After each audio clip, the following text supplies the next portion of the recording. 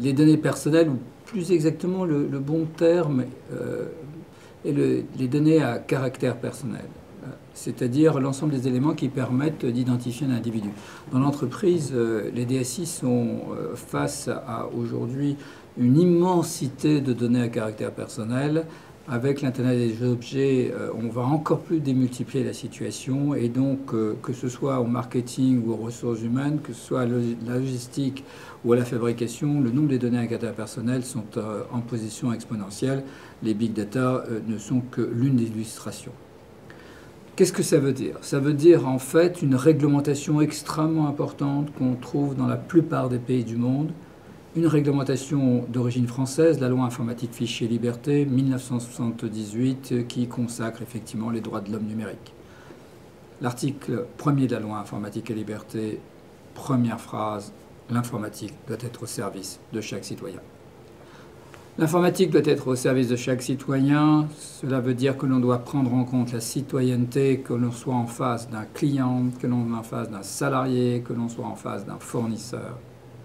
Chacun d'entre nous a le droit à la protection de ses données personnelles. Aujourd'hui, pour les DSI, 3 grandes obligations. Première obligation, les formalités préalables. Il faut que l'ensemble des données et l'ensemble des traitements soient déclarés ou autorisés par la Commission nationale informatique et liberté ou par les autres commissions en Europe ou dans d'autres pays. Les systèmes sont à peu près équivalents.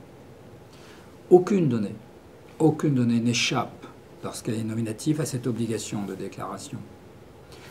Et en général, la DSI a une assez bonne connaissance du système d'information générale, le fameux SIG.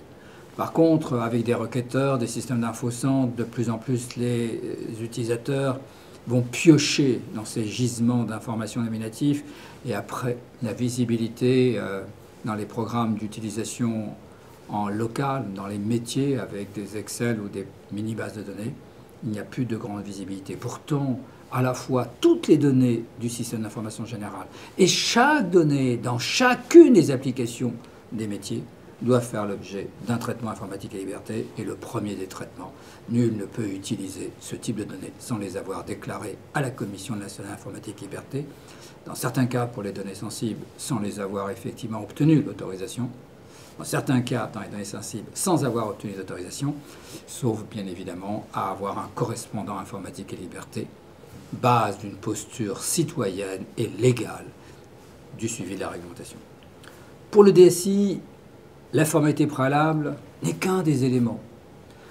De l'autre côté de la chaîne, il faudra bien évidemment procéder à l'archivage des données. Chacun d'entre nous a le droit à l'oubli. Chacun d'entre nous a la possibilité d'être comptable archiviste de ces données. Les sauvegardes qui durent toute la vie de la personne sont impossibles en application de la loi informatique et liberté. Il faut archiver, c'est-à-dire que lorsque l'information n'est plus pertinente, dossier de candidature, lorsque l'information n'est plus pertinente, salarié qui a quitté l'entreprise, lorsque l'information n'est plus pertinente, client qui n'est plus un client parce qu'il n'a pas commandé au bout de 2 ou 3 ans, il faut nécessairement les supprimer des sauvegardes et le mettre dans des systèmes d'archivage, c'est-à-dire dans des systèmes où on ne peut pas les utiliser, sauf cas particulier. Le droit à l'oubli entraîne que chaque donnée du SIG, mais aussi chaque donnée qui se trouve dans les métiers, a une durée de péremption. Et elle est obligatoire et doit être respectée sous peine de sanctions pénales.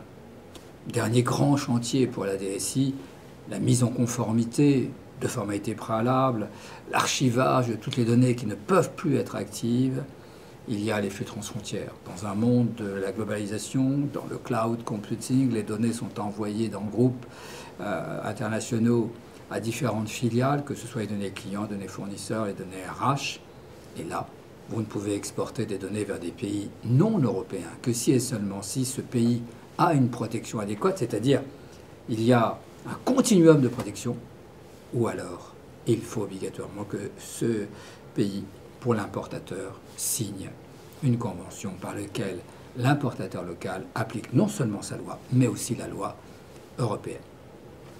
En conséquence, tous les flux transfrontières, dès le moment où les données quittent l'Europe, doivent faire l'objet d'un endiguement légal de telle manière à s'assurer que ces données sont conformes à la légalité communautaire.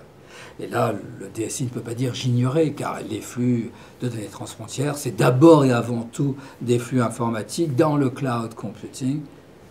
À partir de là, il faut respecter cette réglementation sous peine de nouveau de sanctions pénales et civiles.